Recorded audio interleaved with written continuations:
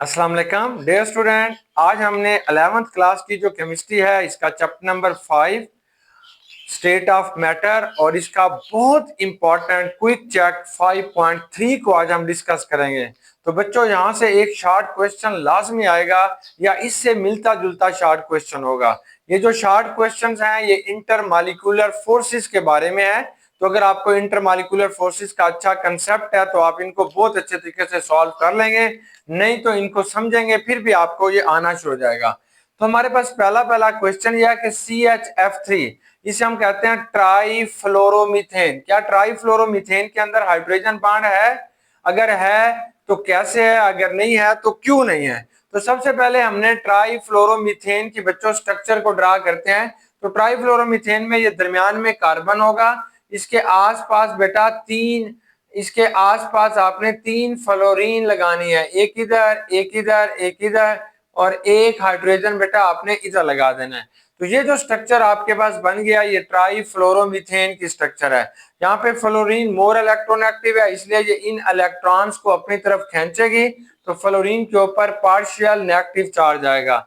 लेकिन कार्बन और हाइड्रोजन की इलेक्ट्रोनेगेटिविटी तकरीबन बराबर है, इसलिए कार्बन और हाइड्रोजन ने जो इलेक्ट्रॉन शेयर किए हुए हैं कार्बन उसे इतनी शिद्दत से नहीं खींच सकता।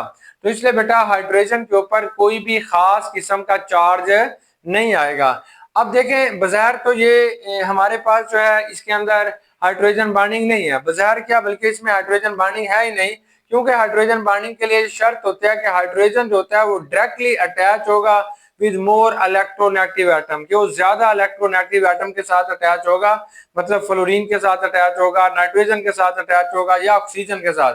तो यहाँ पे बेटा ये हाइड्रोजन कार्बन के साथ अटैच है, इसलिए इसके अंदर dipole dipole permanent dipole forces तो बेटा इसके अंदर मौजूद हैं, but it do not contain hydrogen bonding, इसके अंदर हाइड्रोजन बॉन्डिंग नहीं है। तो इसलिए हम कह सकते हैं कि ये जो आपके पास ट्राईफ्लोरोमीथेन है that is a polar molecule because it contain permanent dipole forces but it has no hydrogen bond.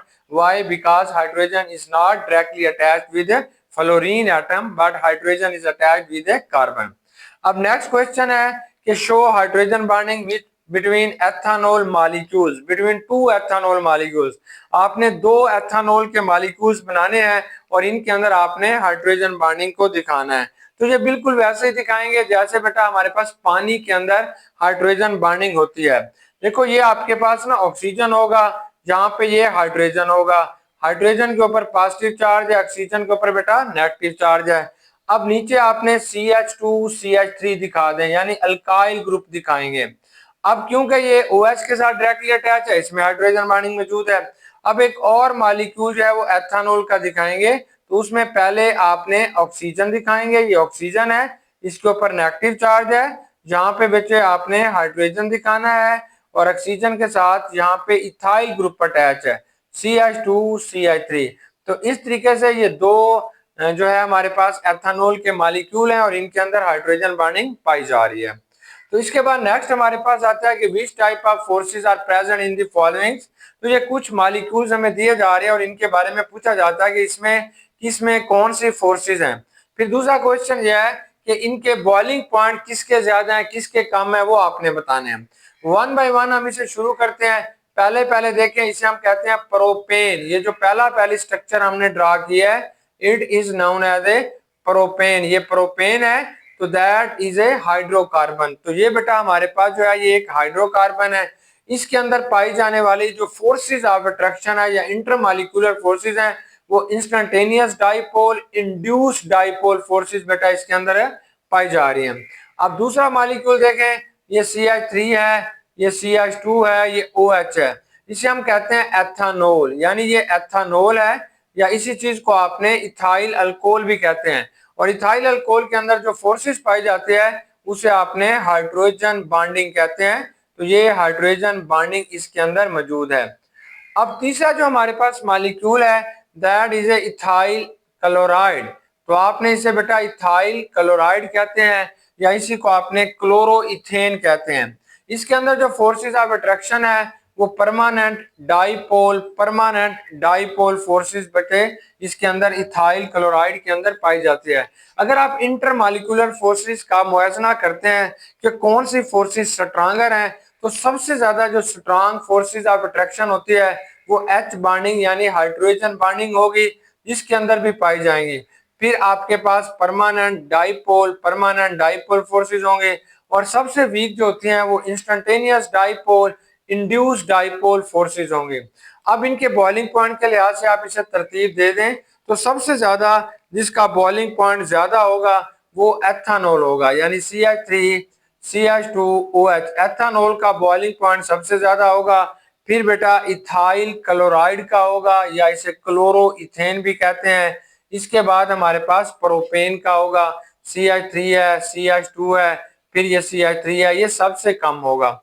यानी जैसे जैसे इनके अंदर इंटरमॉलिक्यूलर फोर्सेस ऑफ अट्रैक्शन की ताकत कम होती जा रही है, तो इनके बॉइलिंग पॉइंट भी बच्चों क्या होते जा रहे हैं, डिक्रीज होते जा रहे हैं। नेक्स्ट क्वेश्चन हमारे पास ये है कि boiling point of difference between each pair, ये मुख्तलिफ किस्म के पेयर बताए गए हैं और इनसे पूछा जा रहा है कि इनके बॉइलिंग पॉइंट में इतना फर्क क्यों है, और फिर ये भी बताएं अगर इनके साइज बढ़ रहे हैं तो बॉइलिंग पॉइंट क्यों बढ़ते हैं। देखो हमारे पास बेटा ये पहला पहला जो आ रहा है ये इथेन है, ये CH3 ये इथेन है, और इथेन के अंदर जो फोर्सेस पाई जाती हैं वो instantaneous dipole induced dipole forces हैं, और इसका जो बॉइलिंग पॉइंट है वो -89 डिग्री सेंटीग्रेड है। ये सबसे कमजोर फोर्सेस होती हैं। और दूसरी बेटा जो मालिक्यूल है इसका पेयर है वो आपके पास मेथानॉल है, मेथानॉल। इसके अंदर हाइड्रोजन बॉन्डिंग पाई जाती है, और इसके अंदर जो पाई जाती है बेटा वो हाइड्रोजन बॉन्डिंग है, और हाइड्रोजन बॉन्डिंग जो होती है वो एक स्ट्रॉन्ग किस्म की बॉन्ड है, इसलिए इसका बॉइलिंग पॉइंट जो है वो हमारे पास 65 डिग्री सेंटीग्रेड है। 65 डिग्री सेंटीग्रेड इसका बॉइलिंग पॉइंट है। अब इन दोनों फोर्सेस का अगर आपने फर्क देखने हैं, क्या से देखेंगे, तो आप देखेंगे बेटा इनके जो कितना इनका फर्क आ रहा है बॉइलिंग पॉइंट के अंदर, डेल्टा BP यानी difference in boiling point of, ये आपके पास आएगा मेथानॉल, मेथानॉल का बॉइलिंग पॉइंट माइनस बेटा बॉइलिंग पॉइंट ऑफ इथेन, के इथेन का कितना बॉइलिंग पॉइंट है, दोनों का आपने फर्क लेना है। देखिए जो मेथानॉल है इसका जो बॉइलिंग पॉइंट है वो 65 डिग्री सेंटीग्रेड है, ये माइनस बेटा फार्मूले का लगाना है, ये माइनस इसका बॉइलिंग पॉइंट लगाएंगे 89 डिग्री सेंटीग्रेड, तो ये आपके पास आ रहा है 65 डिग्री सेंटीग्रेड प्लस बेटा 89, दोनों को आप जमा करते हैं तो ये आपके पास 154 आ जाएगा, 154। तो इनके दरमियान में जो टेम्परेचर का फर्क है वो 154 डिग्री सेंटीग्रेड है। वो आपसे पूछता है कि ये जो मेथानॉल है इसका बॉइलिंग पॉइंट क्यों ज्यादा है, ये जो इथेन है इसका बॉइलिंग पॉइंट क्यों कम है, तो आप कहेंगे ये जो मेथानॉल है it has a strong intermolecular forces, इसमें जो सबसे ज्यादा स्ट्रॉन्ग इंटरमॉलिक्यूलर फोर्सेस होते हैं हाइड्रोजन बॉन्डिंग, वो हमारे पास मेथानॉल के अंदर पाई जाती हैं, इसलिए इसका बॉइलिंग पॉइंट ज्यादा है। जबकि ये जो इथेन है इसके अंदर वीक फोर्सेस पाई जाती हैं, जो सबसे कमजोर फोर्सेस होती हैं जिसे हम कहते हैं इंस्टेंटेनियस डाइपोल इंड्यूस्ड डाइपोल, वो फोर्सेस इसके अंदर पाई जा रही हैं, इसलिए इसका जो बॉइलिंग पॉइंट है वो हमारे पास क्या है, कम है। अगर दोनों का फर्क लेते हैं वो इतना सारा आ रहा है 154। अब दूसरा पेयर बेटा हम देखते हैं, तो एक हमारे पास ना प्रोपेन है, ये प्रोपेन है, प्रोपेन का सॉरी ये ब्यूटेन है, सॉरी ये जो कंपाउंड आपको दिया जा रहा है ये ब्यूटेन है, इसका बॉइलिंग पॉइंट बेटा 0 डिग्री सेंटीग्रेड है, और ये जो आपके पास कंपाउंड है इसका नाम है प्रोपानोल। प्रोपानोन जो होता है प्रोपानोल या इसे हम कहते हैं, ये आपके पास प्रोपानोल है, तो इसका जो बॉइलिंग पॉइंट है वो 97 है। इन दोनों का जो फर्क आ रहा है वो 97 डिग्री आ रहा है। मतलब कैसे निकालेंगे, तो ये डिफरेंस इन बॉइलिंग पॉइंट लिखेंगे, ये बॉइलिंग पॉइंट में क्या फर्क है, पहले आपने प्रोपानोल यानी जो अल्कोहल है पहले उसको लिखेंगे, फिर बेटा आपने अल्केन यानी जो हाइड्रोकार्बन है अल्केन है उसको लिखेंगे। जो प्रोपानोल है उसका बॉइलिंग पॉइंट 97 डिग्री है, जो अल्केन है बेटा इसका 0 है, दोनों का फर्क 97 डिग्री आ जाएगा। अब क्वेश्चन ये है कि ये जो प्रोपानोल है इसका बॉइलिंग पॉइंट क्यों ज्यादा है, तो आप कहते हैं इसके अंदर हाइड्रोजन बॉन्डिंग है, क्योंकि जो सबसे स्ट्रॉन्ग किस्म की फोर्सेस ऑफ अट्रैक्शन होती हैं वो हाइड्रोजन बॉन्डिंग है, और प्रोपानोल के अंदर वही हाइड्रोजन बॉन्डिंग पाई जा रही है, इसलिए इसका बॉइलिंग पॉइंट जो है वो ज्यादा है। जबकि हमारे पास ये जो ब्यूटेन है इसके अंदर जो फोर्सेज ऑफ अट्रैक्शन पाई जाती हैं वो वीक किस्म की फोर्सेज ऑफ अट्रैक्शन है, यानी इंस्टेंटेनियस डाइपोल, इंड्यूस्ड डाइपोल, इसलिए इसका बॉइलिंग पॉइंट जो है वो हमारे पास है कम हो जाएगा। अब नेक्स्ट बेटा हमारा लास्ट क्वेश्चन है। अब हम उस लास्ट क्वेश्चन को जो है उसे सॉल्व करते हैं। 5.3 जो है इसका जो लास्ट क्वेश्चन हमारे पास आ रहा है, जो शॉर्ट क्वेश्चन है, बड़ा मजे का है, आपके फाइनल एग्जाम में आएगा भी सही। तो ये कहना चाहता है इथोनिक एसिड। इथोनिक एसिड क्या होता है? इसे हम एस्टिक एसिड, जिसे सिरका कहते हैं, एस्टिक एसिड अगर प्योर फॉर्म में, मतलब इसमें बिल्कुल पानी नहीं है, तो ये डाइमर की शक्ल में पाया जाता है। दो दो इसके मॉलिक्यूल आपस में जुड़ते हैं, लेकिन जब आप इन्हें एक्वा सोल्यूशन, इसे पानी के अंदर सिरके को हल कर लेते हैं, तब ये डाइमर इसका खत्म हो जाता है। वाई? तो बताए ऐसा क्यों है? तो बेटा सबसे पहले आपको एस्टिक एसिड की स्ट्रक्चर बनानी आती हो। देखो ये CH3 होगा, यहाँ पे आपने C लगाना है, कार्बन लगाना है, ये बच्चा डबल बॉन्ड इधर लगाएंगे, ये ऑक्सीजन है, ये O है, यहाँ पे आपने H लगाना है। तो ये आपके पास इथोनिक एसिड का जो है स्ट्रक्चरल फार्मूला है। ये क्या फार्मूला है? ये फार्मूला होता है CH3 है, C डबल बॉन्ड O है, ये OH, जिसे हम एस्टिक एसिड कहते हैं, सिरका कहते हैं, इथोनिक एसिड कहते हैं।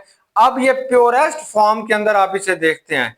जब बेटा आप इसे प्योरेस्ट फॉर्म के अंदर देखेंगे तो ये इसका दूसरा मॉलिक्यूल बनाओगे, ये कार्बन है ये वाला, यहाँ पे आपने इसके साथ एक ऑक्सीजन लगा देंगे, इधर बेटा आपने इसके साथ CH3 लगा देना है, इधर आपने एक ऑक्सीजन लेंगे, इसके साथ ये वाला हाइड्रोजन लेंगे, तो यही वाला फार्मूला बन जाएगा। अब इन दोनों के दरमियान में ये हाइड्रोजन बॉन्डिंग बनाओगे, ये और ये वाली भी हाइड्रोजन बॉन्डिंग है, यहाँ पे H बॉन्डिंग, हाइड्रोजन बॉन्डिंग पाई जाती है, और यहाँ पे भी बेटा आपके पास क्या चीज पाई जा रही है? Hydrogen bonding. तो आप बताओगे क्योंकि ये दो मॉलिक्यूल हैं, इसलिए ये आपस में हाइड्रोजन बॉन्डिंग की वजह से they form A dimer like structure, ये डाइमर की तरह हो जाएंगे, दो दो मॉलिक्यूल आपस में जुड़ जाएंगे। अगर इसी एस्टिक एसिड को आप पानी के अंदर डाल देते हैं तब ये डाइमर नहीं बनाता, क्योंकि एक एस्टिक एसिड के साथ दूसरा वाटर का मॉलिक्यूल आके अटैच हो जाता है, जिसकी वजह से ये डायमंड स्ट्रक्चर के अंदर कन्वर्ट नहीं होगा। तो अब आपने बेटा इसको बना लें एक्वा सॉल्यूशन में, वो आपने फिर CH3 लिखना है। तो जब ये CH3 लिखेंगे, ये C डबल बॉन्ड O होगा, यहाँ पे O डालें, यहाँ पे बेटा H डालें। अब देखो ये एस्टिक एसिड का एक मॉलिक्यूल बन गया। अब इसके साथ जो हाइड्रोजन बॉन्डिंग बना रहा है वो वाटर का मॉलिक्यूल है। तो ये देखें, ये यहाँ पे आपने ऑक्सीजन लेना है, यहाँ पे H है, यहाँ पे H है, इसके ऊपर पॉजिटिव चार्ज, इसके ऊपर पॉजिटिव चार्ज, इधर नेगेटिव चार्ज, ये पॉजिटिव चार्ज। तो ये जो आपके पास बना रहा है ये एक एक्वा सॉल्यूशन है। तो यहाँ पे इथोनिक एसिड है, इसके साथ दूसरा जो मॉलिक्यूल है वो वाटर है, फिर ये दोनों आपस में अटैच हो जाते हैं। इसलिए बेटा in case of aqueous solution ethonic acid does not exist in the form of dimer। why? because water molecule भी बेटा अब एक एस्टिक एसिड के मॉलिक्यूल के साथ अटैच हो जाएगा। इसके बाद फिर आगे की तरफ चलोगे तो फिर एथोनिक एसिड का मॉलिक्यूल आएगा, और इस तरतीब के साथ ये आते हैं, मतलब एक एस्टिक एसिड का मॉलिक्यूल, फिर वाटर, फिर एस्टिक एसिड, फिर वाटर, इस तरतीब के साथ ये अरेंजमेंट बन जाती है। और they do not exist in the form of dimer. अगर ये प्योरेस्ट फॉर्म के अंदर होता है, पानी का एक कतरा भी नहीं होता, तब ये डाइमर की शक्ल में पाया जाता है। तो ये जो हमारे शॉर्ट क्वेश्चन है ये बहुत ज्यादा इंपॉर्टेंट है। इस दफा पेपर के अंदर इस किस्म के शॉर्ट क्वेश्चंस आएंगे, तो आपने इनको अच्छे तरीके से, बेहतरीन तरीके से याद करना है, प्रैक्टिस करनी है, ताकि आप फाइनल एग्जाम में पूरे नंबर भी ले सकें और आपको इनका अच्छा कंसेप्ट भी आ सके। ओके, अल्लाह हाफिज।